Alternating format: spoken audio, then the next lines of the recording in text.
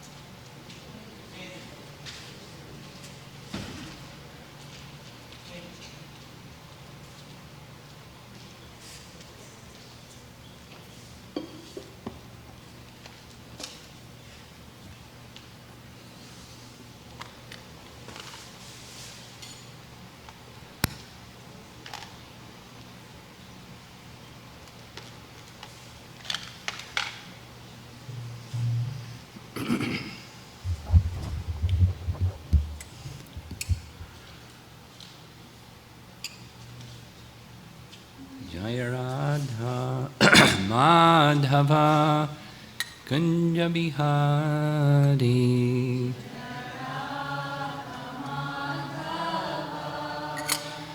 Kunja Bihari Jaya Radha Madhava Kunja Bihari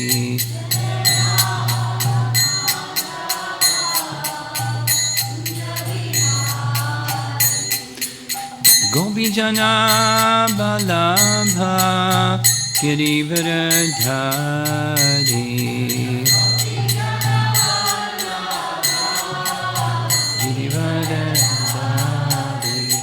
Gopi Jana Balabha Girivardhari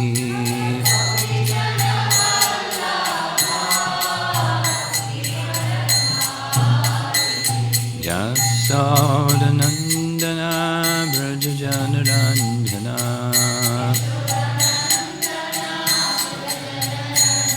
Yasodanandana Brajajanaranjana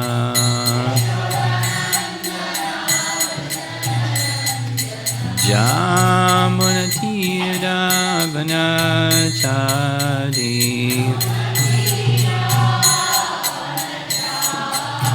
Jamunatira Vanachari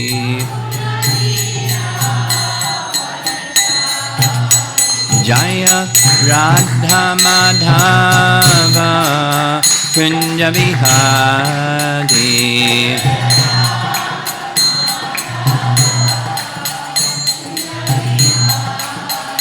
Jaya Radha Madhava Kunja Bihari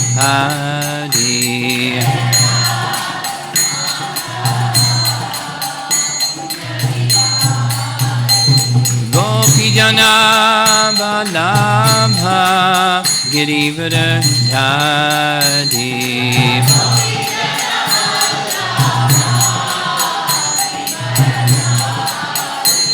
Gopi Jana Balabha Girivardhari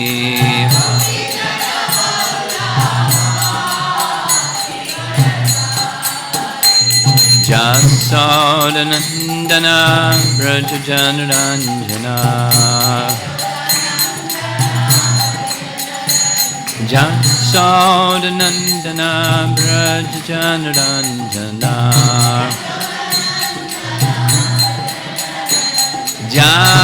Jamunatira Vanachari Jamunatira Vanachari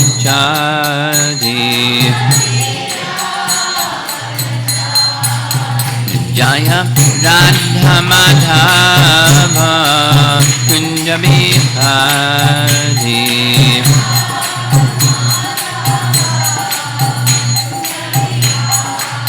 Jaya Radha Madhava Kunja Bihari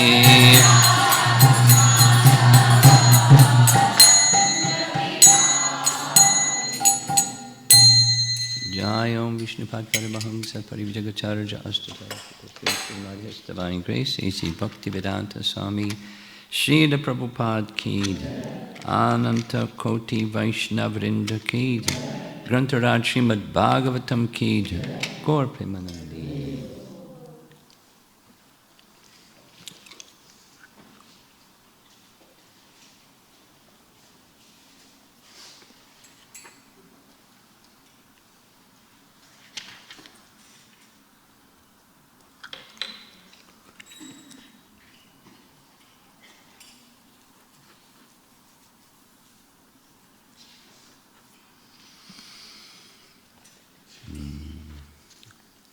Om Namo Bhagavate Vasudevaya.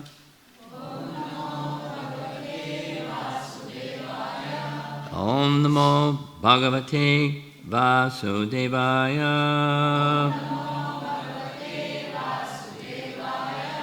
Om Namo Bhagavate Vasudevaya.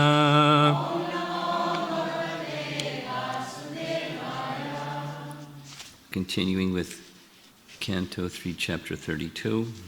We'll start with text 16, 17, and 18.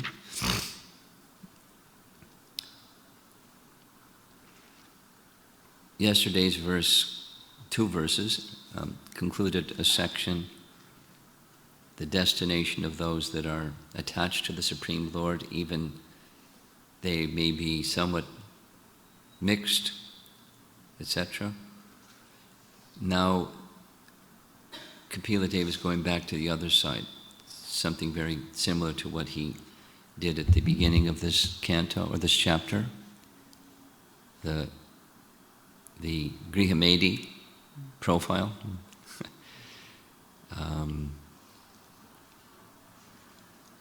Again, the method, this is one way of looking at what he's doing. He's teaching by the method of compare and contrast. This is what the ideal life is, and to the degree that the ideal life is absent, there's a contrast. It's not just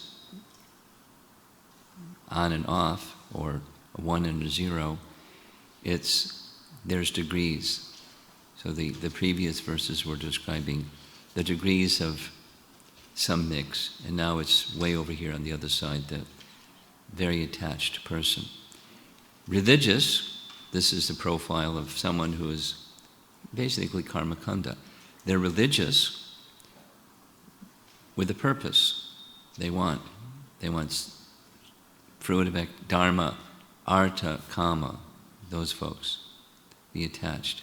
The Bhagavatam, if you can recall, it was in our discussion yesterday about pravriti and nivriti, the path of progressive material prosperity, the path of progressively disconnecting, detaching oneself from the expectation of happiness from accumulating material objects and trying to be the enjoyer of them. Pravriti and nivriti. Material prosperity, material detachment. The Bhagavatam is in the material detachment side. And another way of characterizing the same thing is Kaitava Dharma and Paradharma, in the language of the second verse of the entire Bhagavatam, 112. The language in that verse is Kaitava Dharma. Kaitava Dharma, very bluntly, Prabhupada has called it cheating religion, which is a contradiction of terms, in case you didn't notice. Religion doesn't cheat. Religion is good. And good people don't cheat. So what's Kaitava Dharma? It's Dharma that encourages pravriti. Dharma that encourages you do religious duty so that you can get material prosperity. That it's cheating because the real opportunity of human life is eclipsed. It's obscured. It's covered and hidden. And one thinks that's it. There's nothing more than this. Exact language of second chapter of Bhagavad Gita. Krishna says most people think there's nothing more than this. And it's true. I've done some surveys. People think it's true, largely. Unless they've had the opportunity to associate with someone who's giving the message of nivriti, or the message of the Bhagavatam, purely transmitted.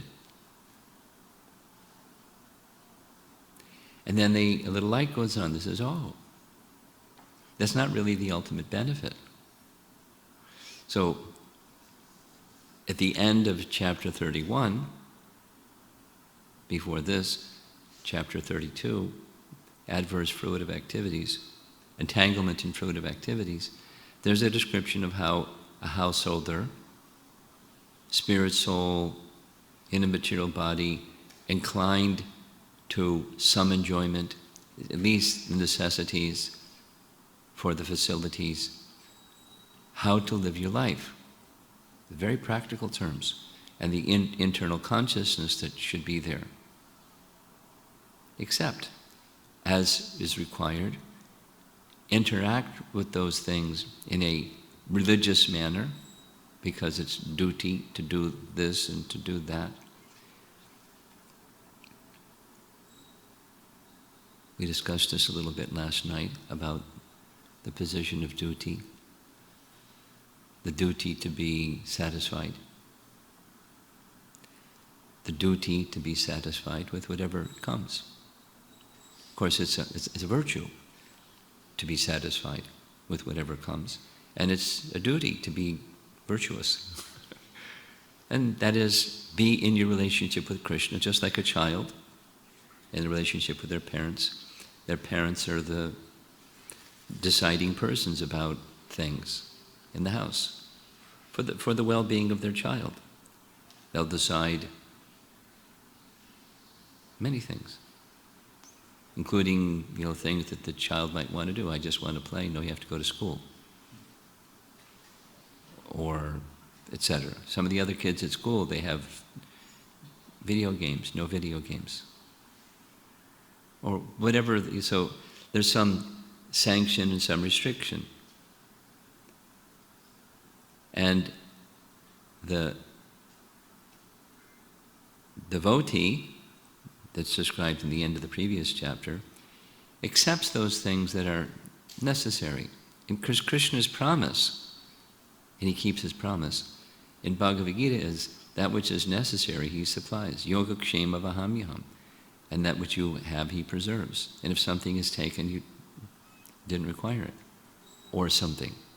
But so the relationship with Krishna of one who's in the household life is not endeavoring for more stuff or objects of the senses. Necessities. That which you can properly utilize in fulfilling the requirements of life. But not in a mood of duty, in a mood of detachment, in a mood of offering oneself to the service of the Supreme. So that's the picture. Now we're getting the contrast picture. The Grihamedi. They do because they want prosperity, material, in expanded prosperity. They do religious dharma because it'll bring artha. And the artha is for kama. So the Bhagavatam is saying no. That's kaitava dharma. So instead is paradharma. So we're getting this compare and contrast picture, as promised in the very second verse of the entire Srimad Bhagavatam. So text 16, translation.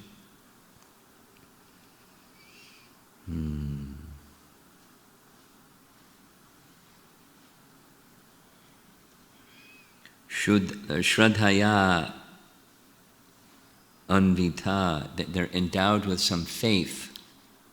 It's like Krishna speaks in Bhagavad Gita, those who worship the demigods. The faith that the demigods will bring happiness comes from Krishna. He endows them with that faith. You don't get anything without it's coming from the source of everything. So there are persons that have faith. If I do my religious duties, shraddhaya andita, I'll be happy. Persons who are too addicted to this material world execute their prescribed duties very nicely and with great faith. They daily perform all such prescribed duties with attachment to the fruitive result.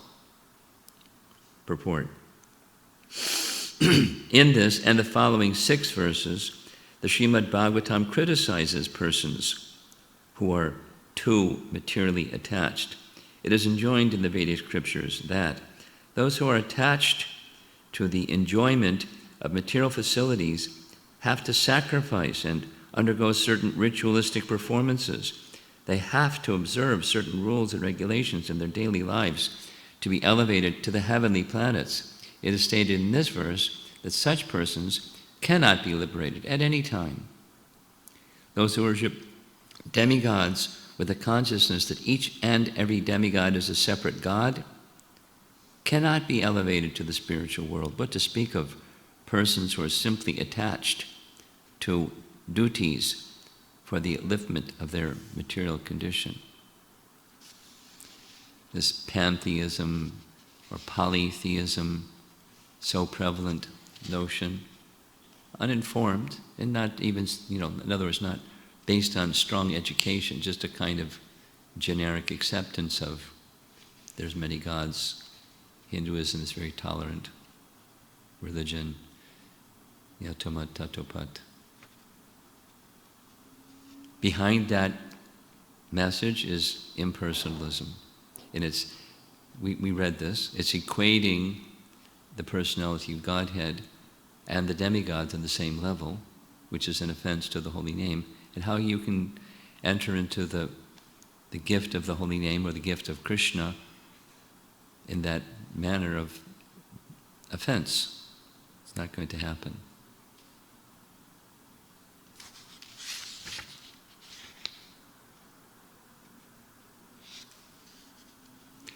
We heard the term Vedha Drishtya, thinking they are independent and I am also independent. We're independent little supremes.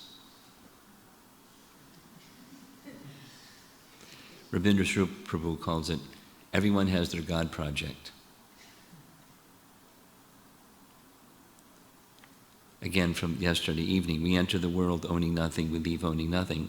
And in between, we make our little God project. Something that we can own and control. And it's all taken from us.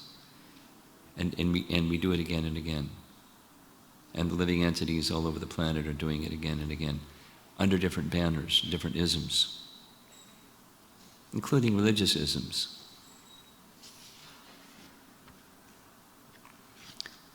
Text 17. Such persons, impelled by the mode of passion and full of anxieties, and always aspire for sense gratification due to uncontrolled senses.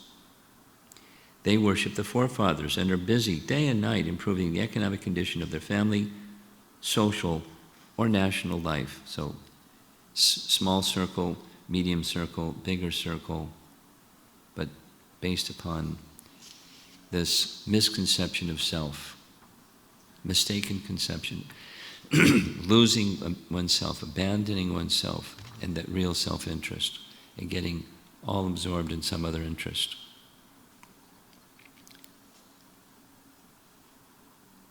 As Prabhupada would say, this is going on. Text 18. Such persons are called Trivargika. Trivargika, in the word for word, is interested in the elevating processes. Because they're interested in the three elevating processes. They are averse to the Supreme Personality Godhead who can give relief to the conditioned soul. They are not interested in the Supreme Personality's pastimes, which are worth hearing because of his transcendental prowess. Purport. According to Vedic thought, there are 4 elevating principles, namely religiosity, economic development, sense gratification, and liberation. Persons who are simply interested in material enjoyment make plans to execute prescribed duties. They are interested in the 3 elevating processes of religious rituals, economic elevation, and sense enjoyment. By developing their economic condition, they can enjoy material life. Materialistic persons, therefore, are interested in those elevating processes, which are called Trivargika. Tri means 3, Vargika means elevating processes. Such materialistic persons are never attracted by the Supreme Personality of Godhead. Rather, they are antagonistic towards him. Of course,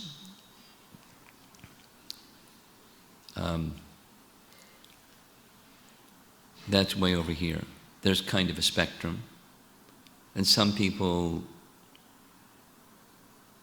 even beginning devotees, when the clarity of Krishna is the source of everything, that watering the root of the tree is sufficient instead of watering all the leaves and branches of the tree, because really it takes whatever benefit the tree gets, it goes into the soil, into the roots, and then to the tree, not through the branches and leaves and twigs.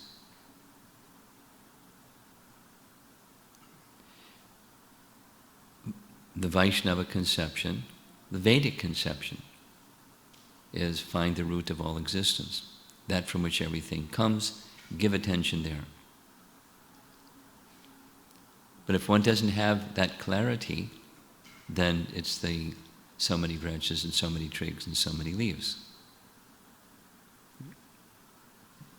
As the verse is saying, very busy, day and night, satisfying different personalities. And supposing someone isn't in the mode of goodness, when then they're trying to satisfy different personalities, worldly personalities, a government person or their boss or something.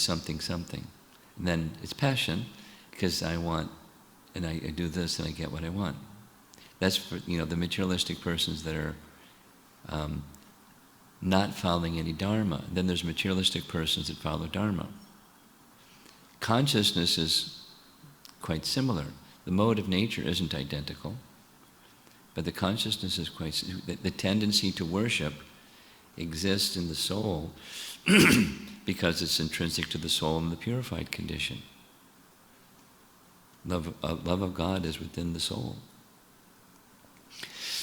Supposing there's some block in that regard for the Supreme Soul.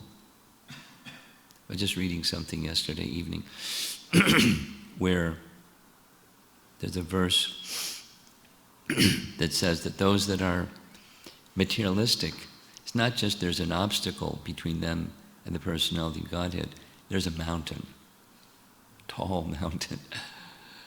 And crossing that tall mountain, what we're hearing here, it's not going to happen. Not just an expert climber can climb the mountain and get on the other side.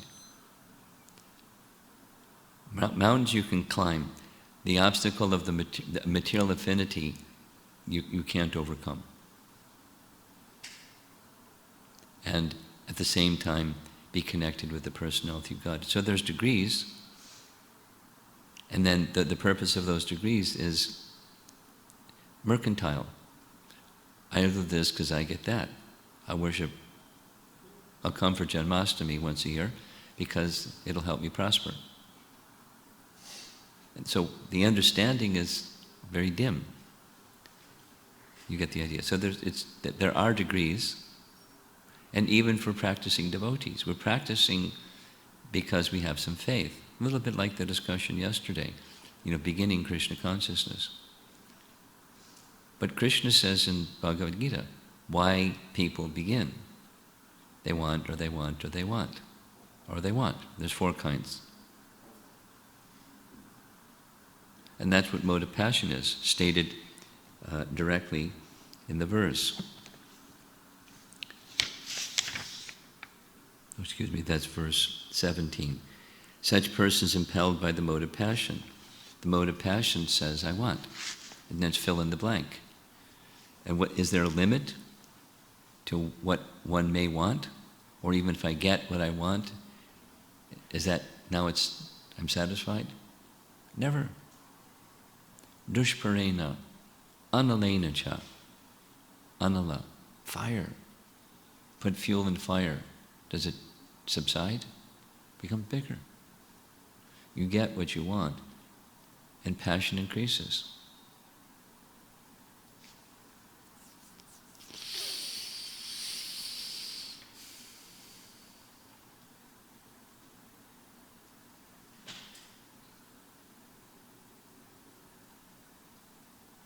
It's one of the 6 gateways to hell is greed. Never satisfied.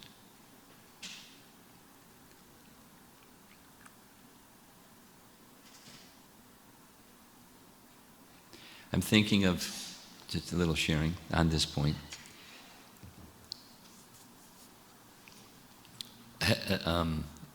had a meaningful exchange, meaningful in many ways. Last time I was in China, there's a devotee that in the business that they're involved with, there's multiple millionaires, and they're mainly Buddhists. So one amongst the multiple millionaires wanted to meet her guru. So I met a millionaire Buddhist lady. And I was wondering, what did she want? Was she interested in anything to meet with me? And the interest was maybe from my friend's guru, I can get some benediction, ashirvad, so that not just, it wasn't greed, but so that I can be more successful in business, so that I can do more charity. Her happiness as a Buddhist was compassion. And that's a theme throughout people that are genuinely practicing Buddhists. Only she had kind of left behind Buddhism so that she could just absorb herself in, the value of compassion. So she shared that she and some friends, they, from time to time, they're sifting through possible recipients of charity because they're millionaires. Their happiness is doing charity, but they've learned that she just had an experience of giving a large gift to an orphanage. And they've learned that as soon as you give a large gift to a charitable organization, they want more. And they do different things to get more. Sometimes this and sometimes that. So they've learned they have to be a little callous or detached, because the appeal or pressure will be for more. And that can go on in our devotee community. Someone is kind, and so that person may be approached over and over again for service or for something or something. Our social sensitivity, just like this nice statement by Prabhupada to Karandar, famous letter. We discussed it the other evening, Tuesday evening, on the unity and diversity topic. But the art of management is to place before an individual a fresh challenge, and by that fresh challenge, encouraging a spirit of individual initiative, enthusiasm, individuality, and spontaneous. So the art of mismanagement is to pressure people, and then they start to feel resentful. But there's so much to be done. So there's so much to be done here in this center, and the community that you have the opportunity to reach out to. So much opportunity. But encouraging at the same time a proper spiritual balance, where you attend to your sadhana, you attend to your family, you attend to the things that make you whole, and those persons who are important to you, your family members and the community members. That takes some time to invest in. So we can't abandon this in favor of that.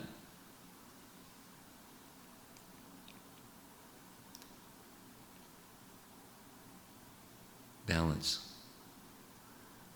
We want to do it, so I'm probably speaking to the choir, or there's a phrase, singing to the choir. You all know exactly what I'm talking about. You're here because you like to hear.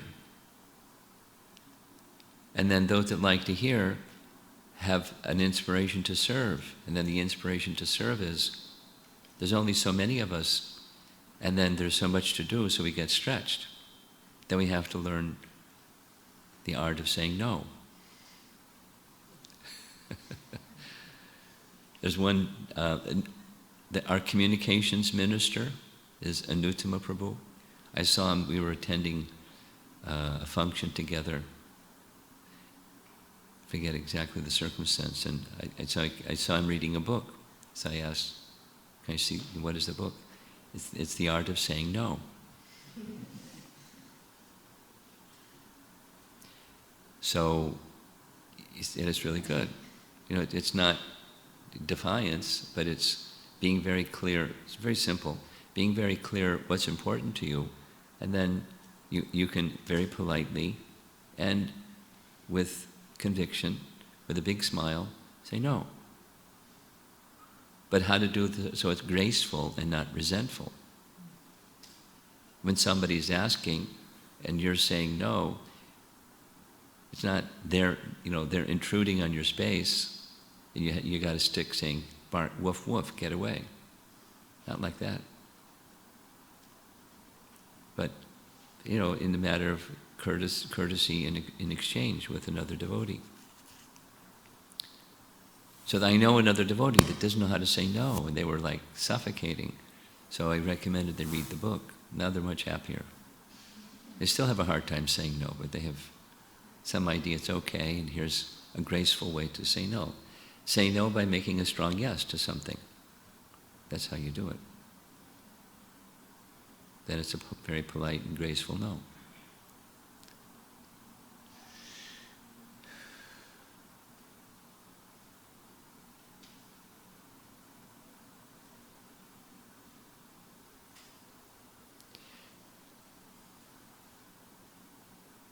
So back to the text here. We have one more paragraph. The Supreme Personality of Godhead is here described as Hari Medha, or He who can deliver one from the cycle of birth and death. Materialistic persons are never interested in hearing about the marvelous pastimes of the Supreme Lord. They think that they are fictions and stories, and that the Supreme Personality of Godhead is also a man of material nature. They are not fit for advancing in devotional service of Krishna consciousness. Such materialistic persons are interested in newspaper stories, novels, and imaginary dramas, movies. It's so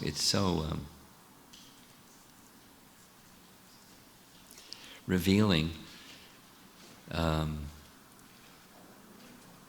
My main interaction with those who aren't devotees is on airplanes. And what people do on airplanes. Wow. A very popular one now is using their handheld device playing solitaire or some kind of card games. And it's addictive. It used to be you can't do that. Now you can do that, even when takeoff and landing. It's non-stop. And the little things, that little balls go up and down and moving around. And for hours they can do that. And watching movies. For hours. I mean, as soon as they sit down, they got their thing on and they're doing their thing.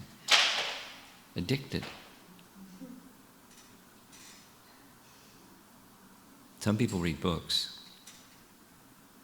That's, what kind of books is another thing, but they read books. Some are, anyway. Such time-wasting energy, because the mission, the purpose of human life is not known, and so they're doing other things that are unlimitedly distracting. That's the cheating part. Material energy cheating the living entity of the real mission of life. Such materialistic, the factual activities of the Lord, such as Lord Krishna's acting in the battle of Kurukshetra, or the activities of the Pandavas, or the Lord's activities in Vrindavan or Dwarka, are related in Bhagavad Gita and Srimad Bhagavatam, which are full of activities of the Lord. But materialistic persons who engage in elevating their position in the material world are not interested in such activities of the Lord. They may be interested in the activities of a great politician or a great rich man of this world, but they are not interested in transcendental activities of the Supreme Lord. And it goes on for another few verses. These 7 verses of materialistic attachment.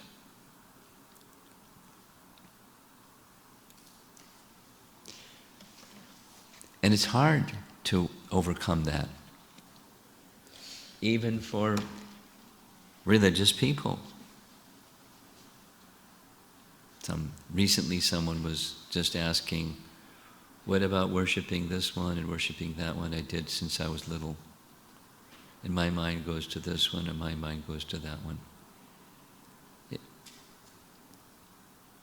Devotees, serious devotees, but being honest, that they have some affinity like that. And why? There's this residual practice with some faith. Remember some time ago, these are examples of, even within our devotee community, these things can enter. This is the reason for giving the examples.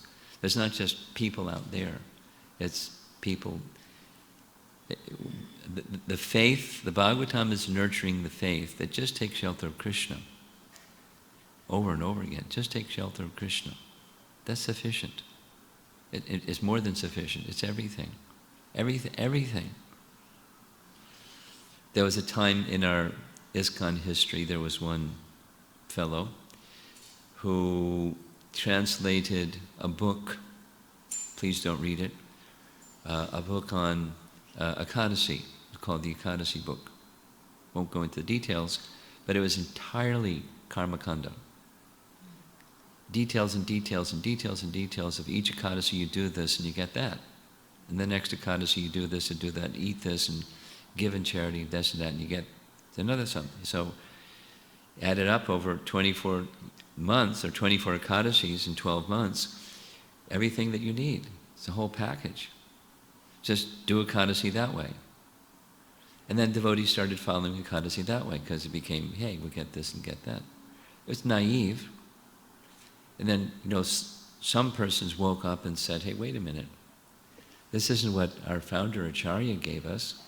Yeah, but it's Vedic and we need these things.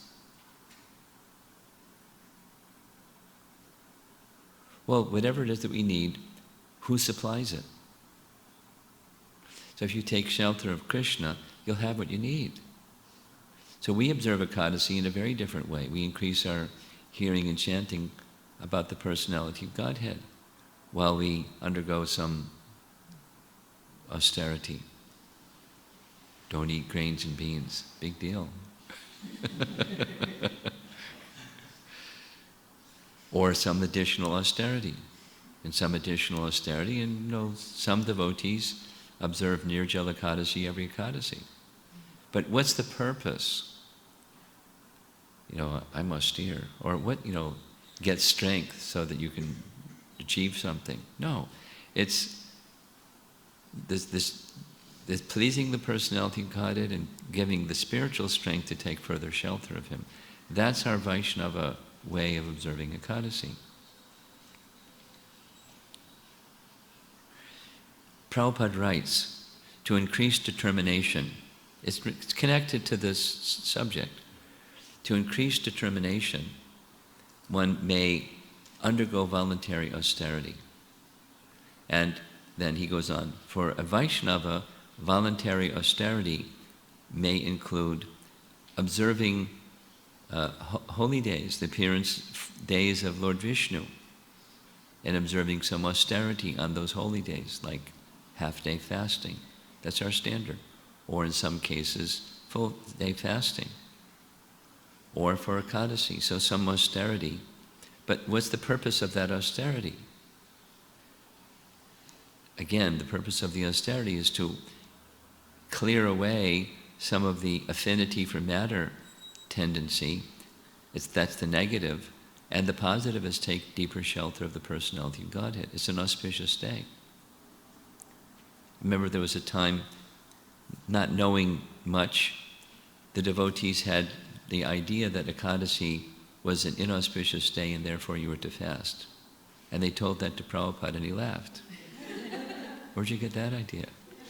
It's an auspicious day, and because it's an auspicious day, we minimize the bodily necessities and increase, because it's an auspicious day, the opportunity for taking deeper shelter of the personality of Godhead.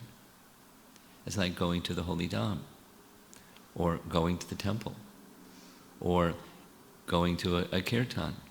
It's an enactment of auspiciousness. That's why we, not just like we're bad and we have to clean ourselves up. It's a great opportunity, especially if we have an understanding of what the opportunity represents. And then we take shelter of Krishna. All of this,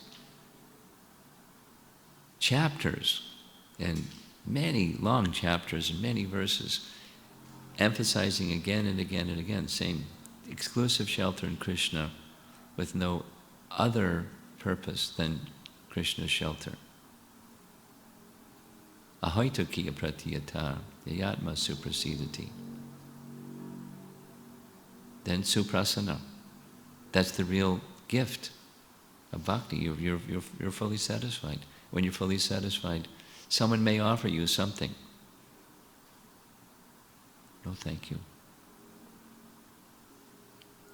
You've had a big meal and someone says, would you like some more? No, thank you. I'm full.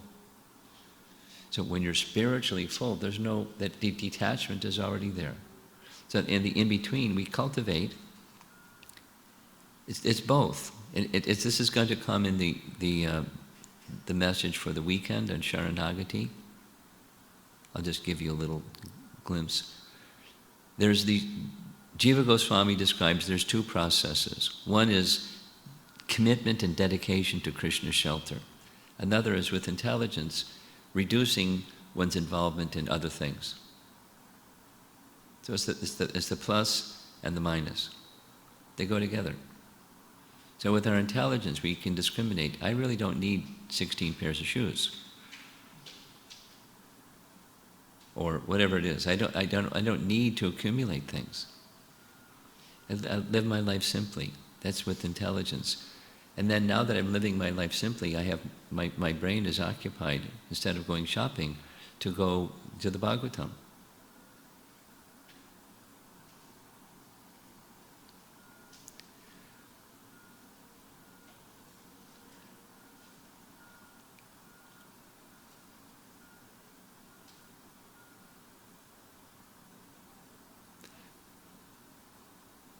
We want to see necessities are met, even greater. We want to see that devotion to Krishna is furthered.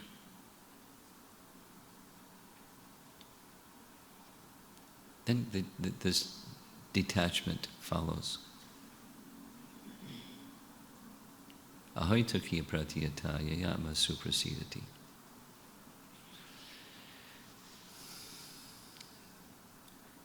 Any discussion?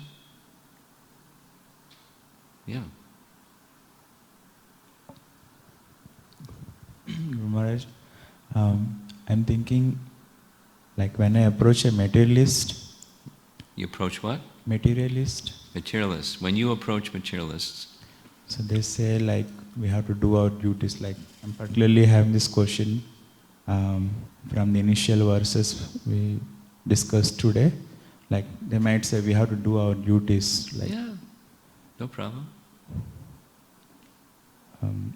Bhagavatam teaches that, Bhagavad Gita teaches that, do our duty. Now what's the consciousness behind? That's the consideration. Krishna says, perform your prescribed duty. We're not saying don't. Perform your prescribed duty. And always think of me. Oh, another duty.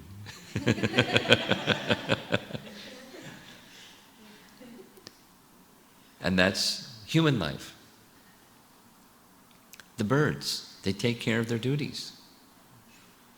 I was listening this morning, they were singing very nicely. I don't know, what school did they go to sing so nicely? But they, they do, etc., etc.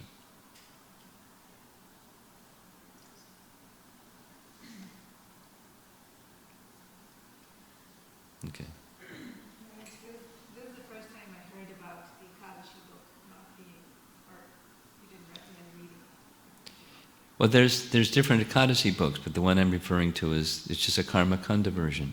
It's literally just translation from Karma Kanda, section of the Vedas about Ekadashi. They observe Ekadashi, and we observe Ekadashi. We don't say don't observe Ekadashi. Do it the right way, in the right consciousness. Go ahead. I was just wondering, is there a way to know which one? That's what I was going to ask. Because growing up, we used to read this small Ekadashi book, and I remember clearly thinking that, it was like, it doesn't seem very devotional. So I'm not sure if it's the same one or... Well, privately I'll tell you the author. I don't want to, But, what we need to know, Prabhupada has given us. There's another source, but it doesn't go through that detail. On this Ekadashi, you eat like this, and you do like that, you give in charity like that. That's not in Hari Bhakti Vilas. And then you get such and such, boon. That's the one you don't read.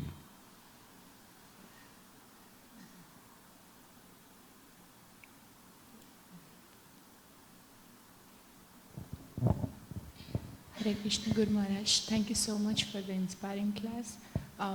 For this duty to be satisfied, I'm realizing... It picked up on it. Yeah, it's Mataji told on Bhakti Shastri class. Yes, yes. I'm actually thinking about that since last night. I'm realizing that I have this tendency of maximizer, like whatever decision I have to take. And sometimes I tell myself, okay, I'm actually want to do this as a service, as an offering, and I keep researching about even a small thing. How do I control or tell myself to cultivation. It's these two things, the cultivation of bhakti, that is reminding yourself purposefully, what is the goal of life? What is the purpose of my day by day existence? What's the goal? Where is this conveyor belt taking me? So that's having some sense of what the goal is, then you cultivate accordingly. And that's the strength. It's just similar to the question that Brajabhakti asked the other day, in terms of calamity or some difficulty. When there's no difficulty, it's just opportunity. Same, taking shelter of the position of the servant and the master.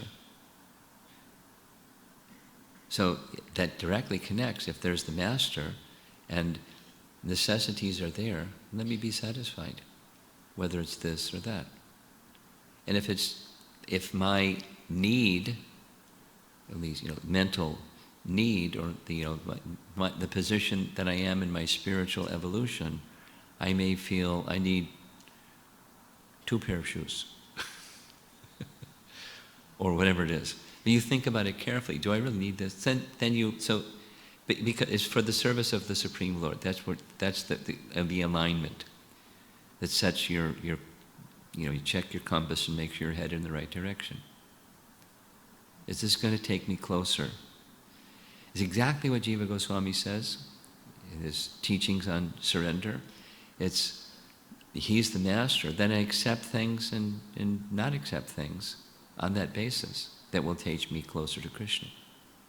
Anukulyasya sankalpa pratikulyasya varjanam.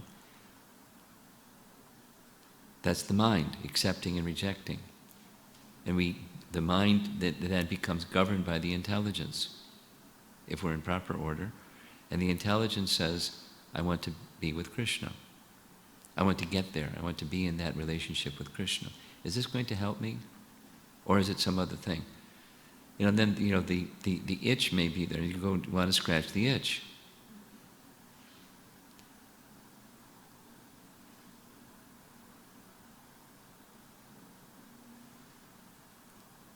So it depends on the spiritual strength that one has, whether you scratch the itch or not. There's a nice verse in the 11th canto, and I can't remember the verse number, but it's in Uddhava Gita section, where there's a teaching that Krishna gives to Uddhava, similar, it sounds like, similar to what you're speaking.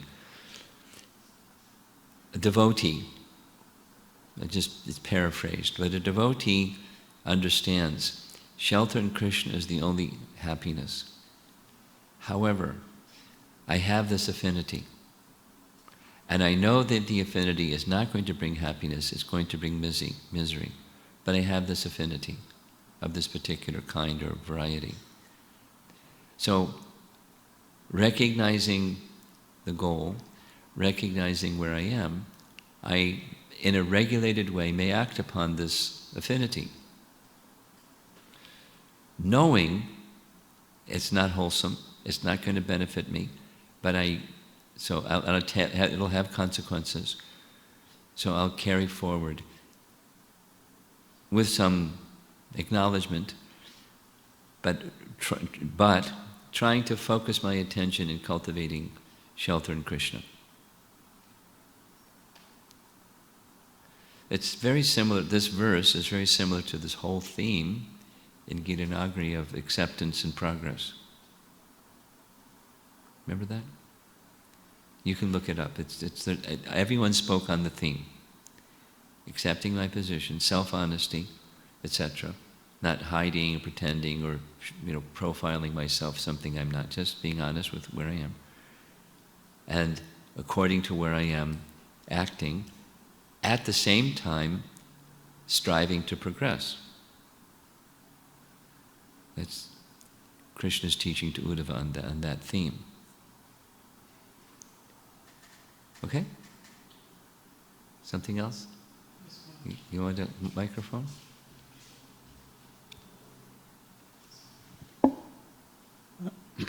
Hare Krishna Maharaj.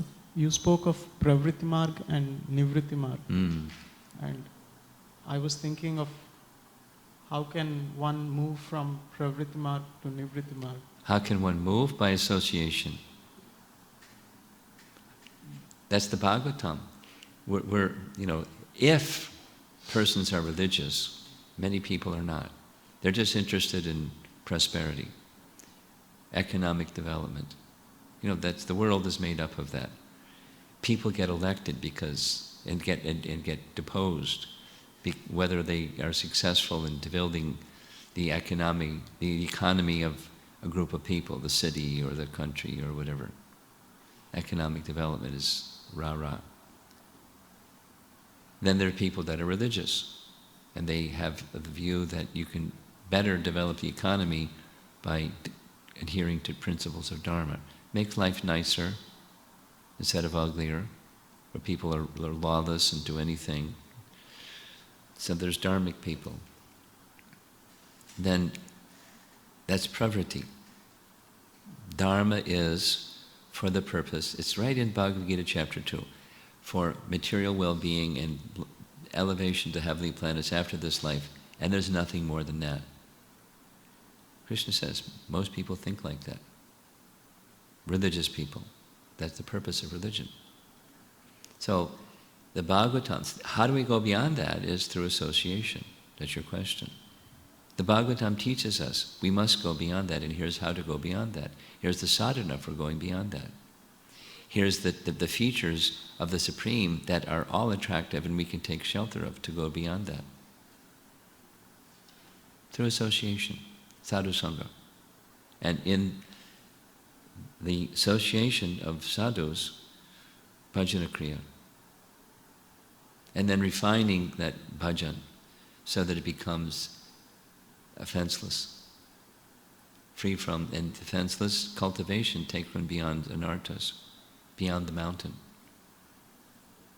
Like we heard yesterday, the water from Queen Kunti's prayers, the water of an ocean shrinks to the water in the hoofprint of a calf.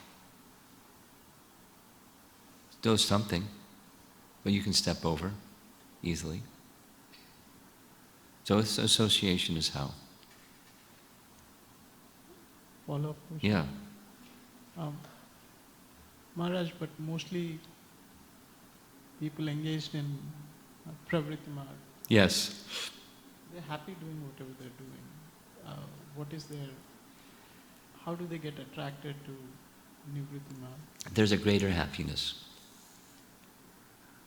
Part of it is they're happy, and it's duality. Then there's unhappy. And then there's happy, and then there's happy, and then there's a mix. There's, someone dies, or health crisis, or economy crisis, or something, some calamity. It happens.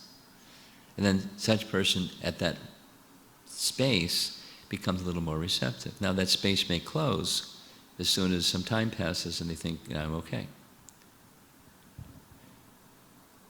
So it's little drops of agyata sukriti, engaging people in some devotional service, hearing something, seeing something, taking some prasadam, coming to a festival, something. Just like the devotees that are engaged in Harinam Sankirtan. This is the same discussion that took place the other day about who is benefiting from Harinam. The devotees that are there performing Harinam, there's this Harinam party that for 6 hours every day in New York City for the last 4.3 years, every day. So people pass by, and they pass by when it's raining in the subway, or the winter it's in the subway, they just pass by. Some people stop. Some people, put their hands over their ears. Some people are just curious. Some people cry. There's a whole range of response. But everyone's receiving benefit. Something. It's benedictory. What to speak of for those who engage in the yajna. So that, through association. Help in Bhaktivinoda Thakur's language, the accumulation of agyata sukriti helps one voluntarily say yes instead of no or maybe. Association of the transcendental compassion kind. Therefore, that's part of our duty. It's our duty to be satisfied, and it's also our duty to be not satisfied. In the sense, as Prahlad says, my only unhappiness is people are unnecessarily suffering. And that's a compassionate sadhu or bhakta wants to do something. So we do something. And what we do is prescribed. And ideally we do it together. Because what we can do alone is not the same as what many people can do together. So we have gatherings of devotees that we receive and we give.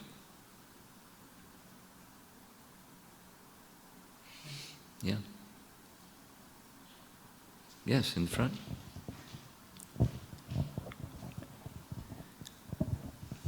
Guru Maharaj, I wanted to hear a little bit more about dependence that you said yesterday in the morning. Dependence on Krishna. I was contemplating on it, like during growing up, what I have seen or learned is that we depend only when we are incapacitated. Like that too, it's not like a happy kind of dependence, it's just there's no other option, so just you depend, that kind of a thing. And after being in the association, repeated guidance, it feels nice to be dependent when I fail. I'm just wondering, not waiting for the circumstances of failure or how to depend on a consistent, meaning how to cultivate the dependence on a daily basis. Well, there can be different moods of dependence or a sense of the feeling of dependence.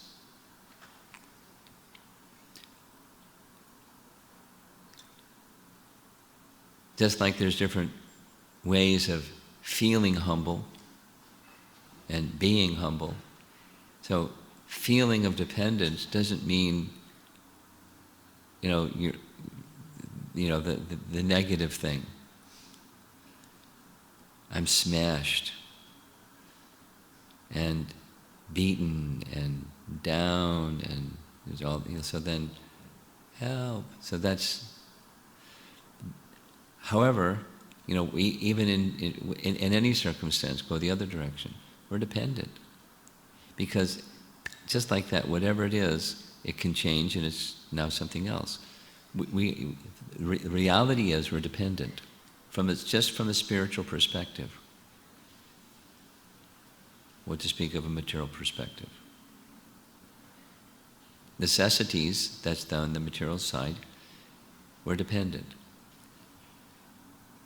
For happiness, we're dependent. But just, from the spiritual sense, we're tiny sparks of the Supreme, but we're dependent.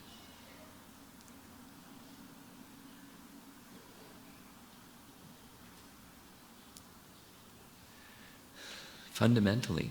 So that's just, the feeling of dependence is just a spiritual reality.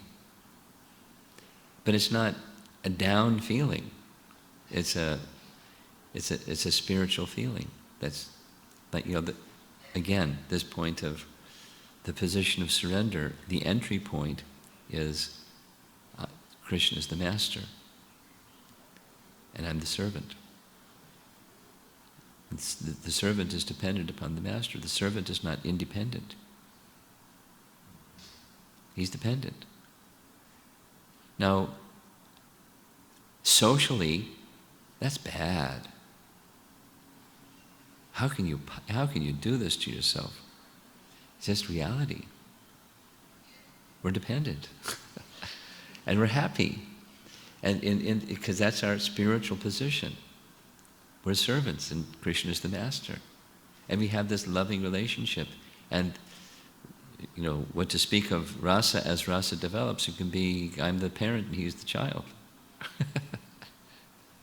So, but then it's no longer, an ego issue of dependence versus independence. The false position is we're independent. So it has nothing to do with it. It has the material sense of feeling dependent has everything to do with the circumstance. The spiritual sense of dependence has nothing to do with the circumstance. It has to do with who we are. Not circumstantially created. Feeling of dependence. So it requires elevating the sense of self to that spiritual conception and accepting Krishna as my master with the spiritual conception, not coming and going depending upon circumstance. Ahoituki, apratiyata, yatma suprasidati, without material circumstance being the cause.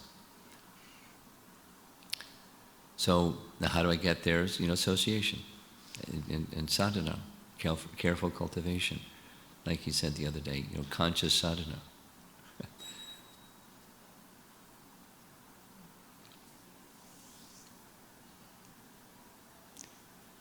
Yes? 2 questions and then we'll end.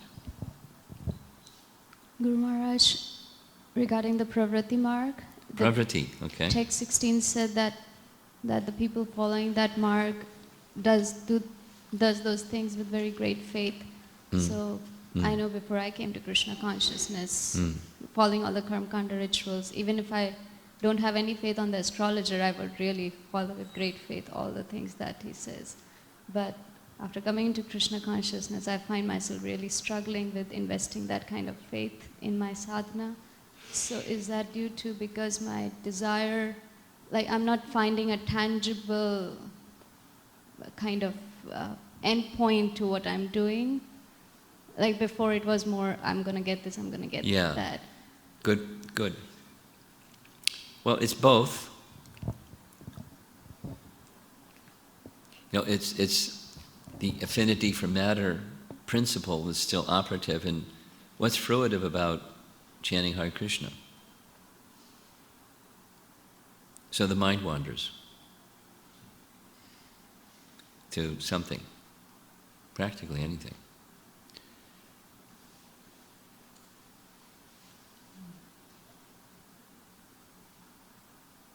because the modes of nature are agitating the mind, and we have affinity for the modes of nature. We're not purified yet or sufficiently strong in our faith that this is, just water the root, just everything will come. Everything will come. I don't have that sufficient faith because of the reasons mentioned. So now, what to do? Well, it's again, the association. And by the hearing process, cleansing, by hearing spiritual sound vibration, cleansing is going on. It may take a while. It may take a longer time because of the anchor's down. I still have attachment to exactly as this long section is describing, to being an enjoyer. Strong tendency. And so it's going to take longer. And while it's taking longer, it's a test of faith. Whereas if the faith was stronger, it would happen more quickly. But I have to act from where I am. And therefore let me take the association opportunity very seriously, the hearing opportunity very seriously, let it go in. I'm a tough case here. I have lots of attachments. So that's just the honesty part. Then let me take up the hearing and chanting activity with greater earnestness.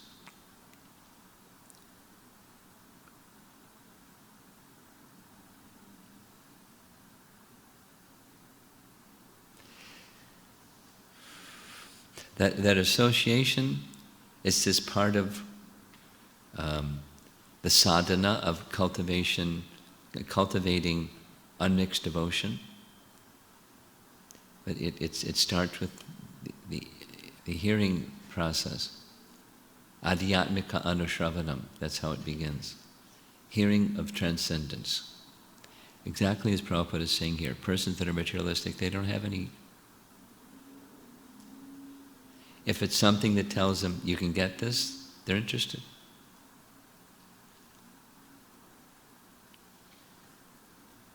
Self-improvement books. I'm not one who knows what's out there in the book publishing marketplace, but some people are, and they say self-improvement books are very popular. They sell a lot. But it's atheistic. Self-improvement, know God, and get the object of enjoyment. Very popular. So that tendency is there in us, as you're saying, it's there strongly. Utsahan nishchaya dhairya. How do we get that? We have to have good association. And at least regulated activities of bhakti, hearing and chanting in particular, and we just stay with that as much as our conscious effort permits. And we'll get some taste, I'm sure, otherwise you wouldn't be able to continue. There's some glimpse of a greater happiness. So that's, Krishna offers that to help inspire. There's another reality, there's another higher consciousness. Let me continue. Pray. Prayer is powerful. Then reciprocation from Krishna will come. One of our devotional items, Bandhanam. And there's standard prayers and there's personal prayers and so forth.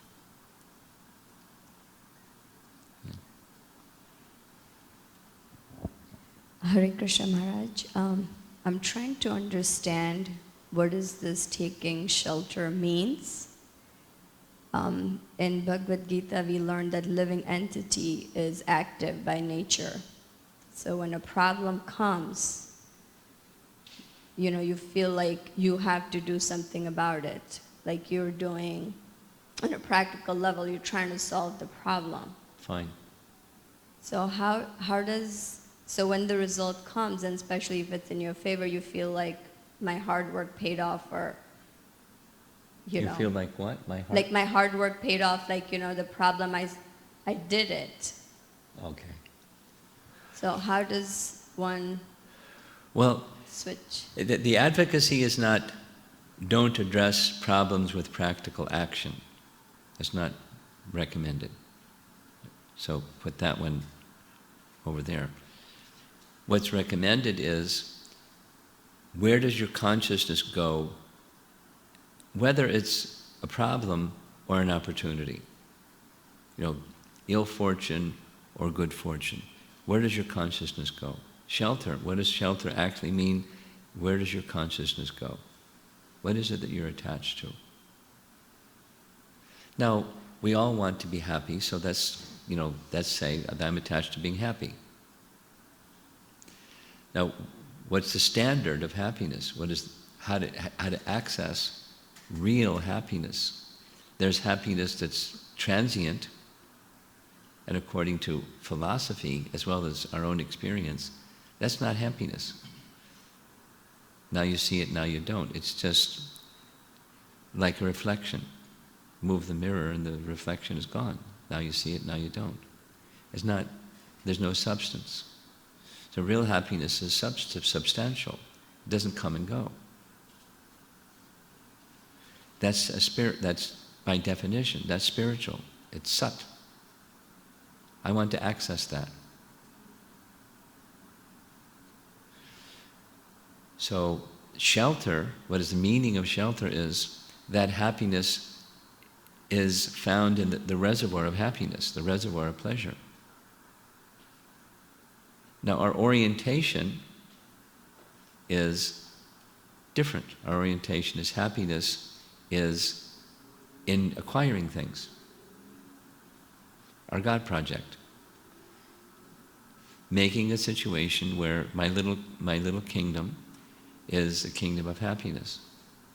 But it's totally flawed.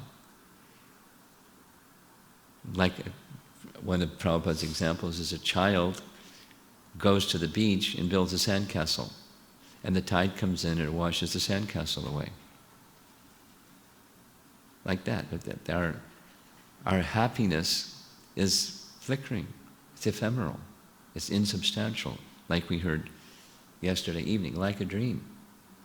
Whether it's the calamity of the tiger that's swallowing you, or something else in a dream, something else, as you described, a problem, and naturally we look to a solution to the problem. Shelter means your first thought goes to Krishna, because that's what you're attached to, not just because that's the position of happiness. Now, Krishna can then give intelligence. Tadami buddhi yogam tam, yena mam upayanti te. How, facing this circumstance, it will help you come to me. How facing that circumstance will help you come to me.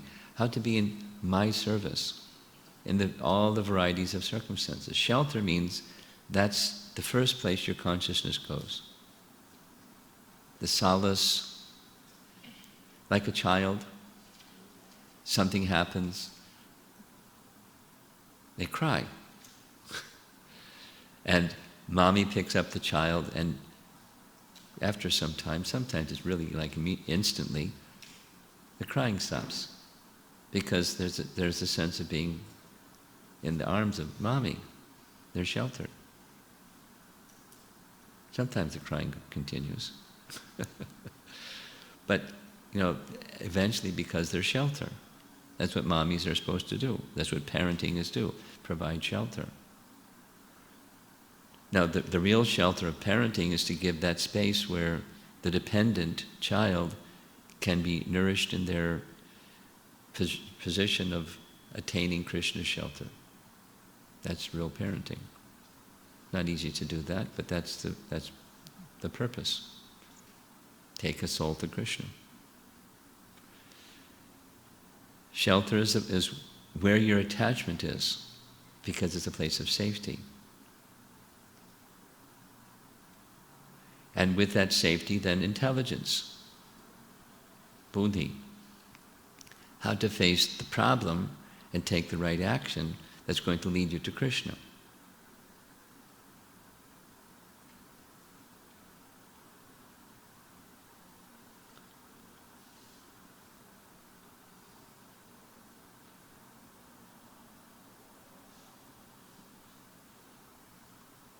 That's what shelter means.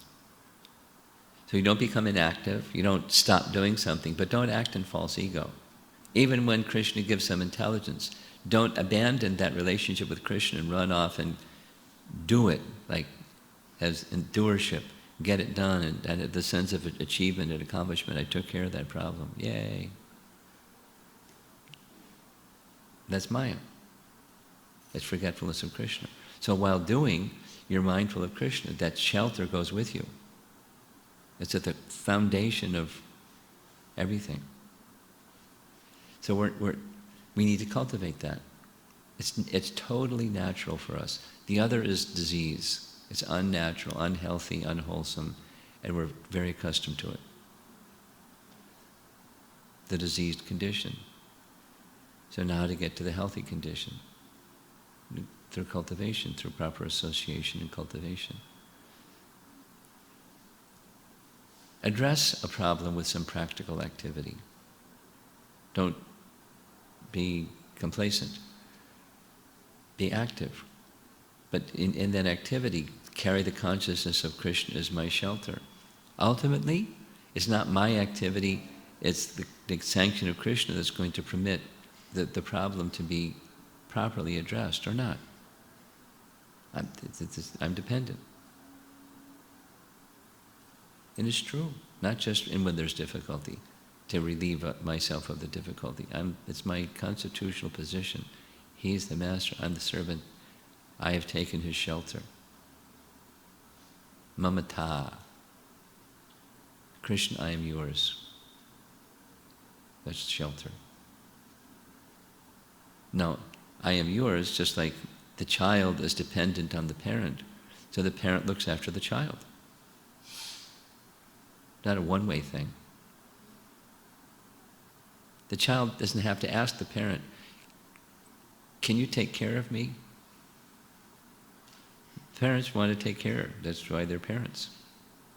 Krishna wants to care for us. We just have to turn our attention to him and take shelter. He'll guide us. And then the real happiness that one wants is not just the problem goes away, but one is in that relationship with Krishna. That's the real happiness. And then it can be this or that. Because I'm in my relationship with Krishna, that's real happiness. That's shelter. So end there. Thank you very much. Prabhupada ki jai.